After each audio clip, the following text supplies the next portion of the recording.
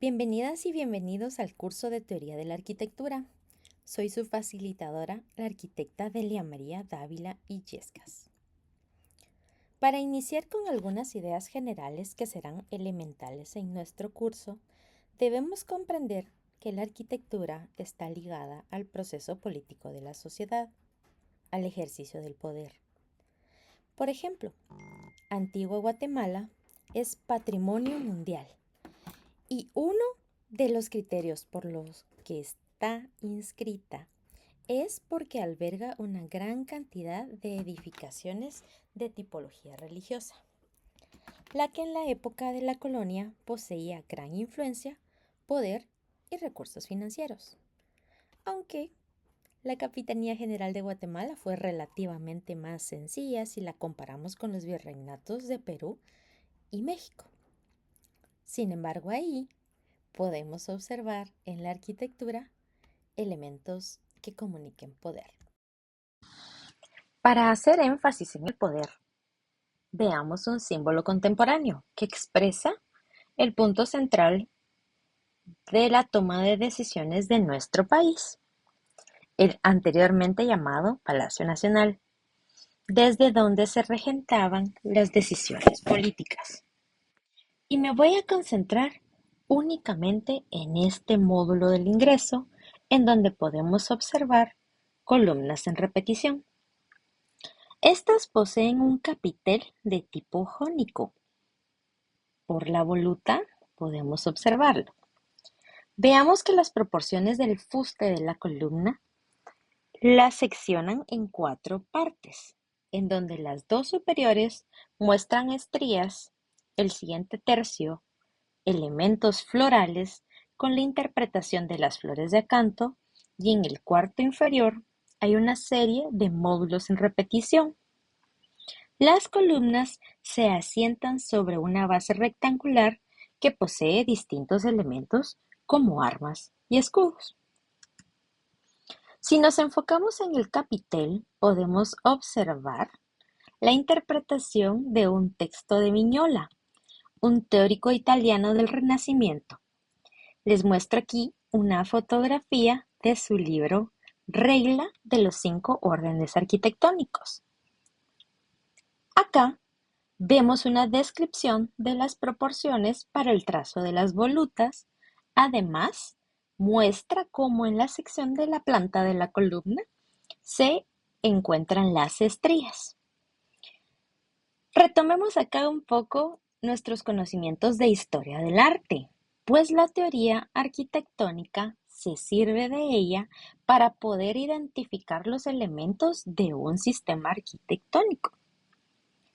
Los teóricos de la arquitectura, entonces, se dedicaron y se han dedicado a trabajar textos en donde coloquen las ideas que guían su forma de proceder en relación al espacio. Ustedes acá pueden observar cómo este teórico hace esta descripción y cómo puede ser aplicado, pues no solo en el contexto europeo, sino que en Guatemala. En el mismo documento, la regla o la regola en italiano, el teórico también incluye un dibujo con una armadura y escudos, únicamente que la pueden observar en la metopa del entablamento, y en el caso del Palacio Nacional de la Cultura se puede observar un escudo, pero en la base de la fachada del ingreso del módulo de las columnas de las que estábamos conversando.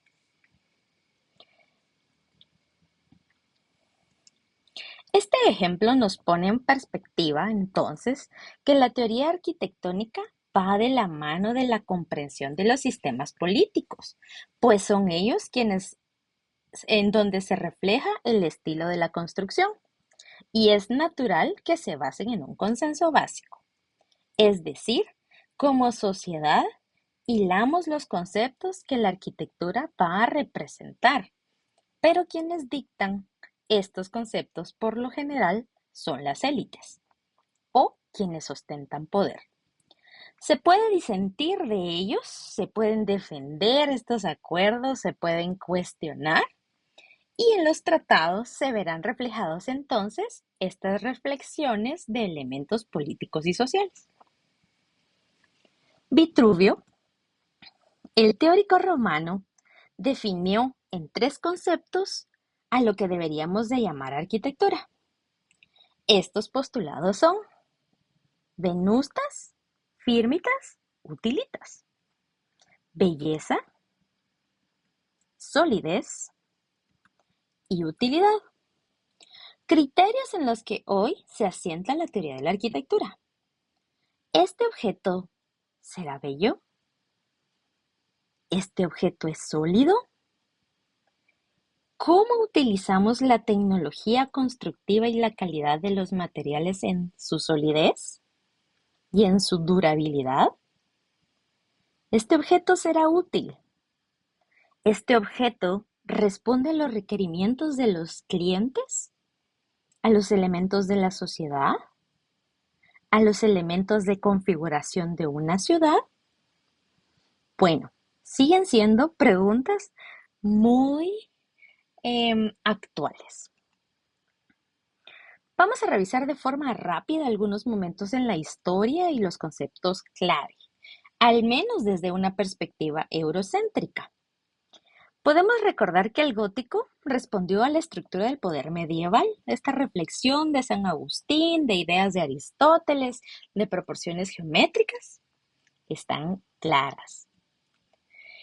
En cuanto al Renacimiento, aparece en la teoría arquitectónica este arquitecto escritor, Viñola puede ser un ejemplo, y pues se empiezan a observar y a crear tratados que permiten corregir dirigir el construir bien, desde la perspectiva de los clásicos para un hombre que ha renacido.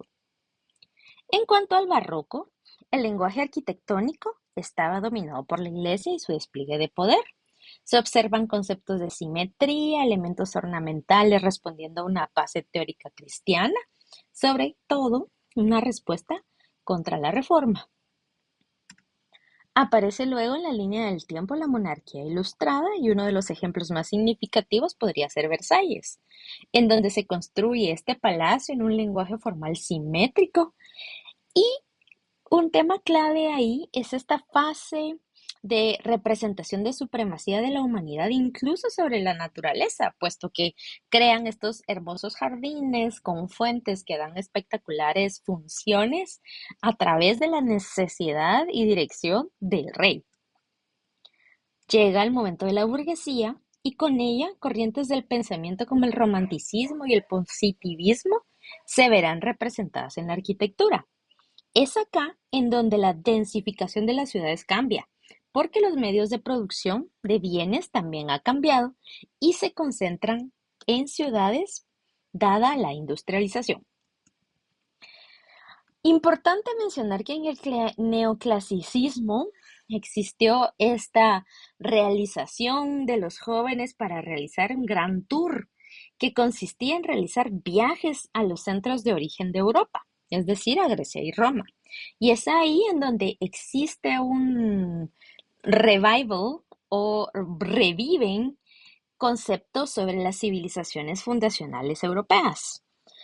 Hay varias líneas de trabajo. Por ejemplo, el proto-griego lo trabajan Wilkenman y Leroy, y en cuanto al proto-romano y el proto-etrusco, lo presenta con mayor soltura Piranesi. En cuanto a la arquitectura industrial, pues debemos recordar que ya el desarrollo de la metalurgia se ha vuelto, como el nombre lo dice, con procesos industrializados y que a partir de ahí existen nuevas estructuras y nuevas facilidades para crear espacios con menos apoyos. Todas estas teorías se basan en el orden como principio y en su condición de órgano planificador del poder político. Y efectivamente, cada proyecto arquitectónico contiene algo así como un núcleo utópico. Solo piénsenlo. Cada nueva idea teórica niega lo que es en favor de algo que será o que debería de ser. Sin embargo, El proyecto de futuro tiene que coexistir y esa es una gran diferencia dentro de todas las artes. La arquitectura coexiste con la realidad actual, encuentra límites, o aquí dice tropieza con límites, tanto temporales como espaciales. Así que a partir de ahora vamos a tener una conversación relacionada a teóricos relevantes que se nacen en la arquitectura del siglo XIX. Vamos a conversar en nuestra próxima clase de claves de John Ruskin y de Violet Leduc con ideas de William Morris y de Antonio Gaudí.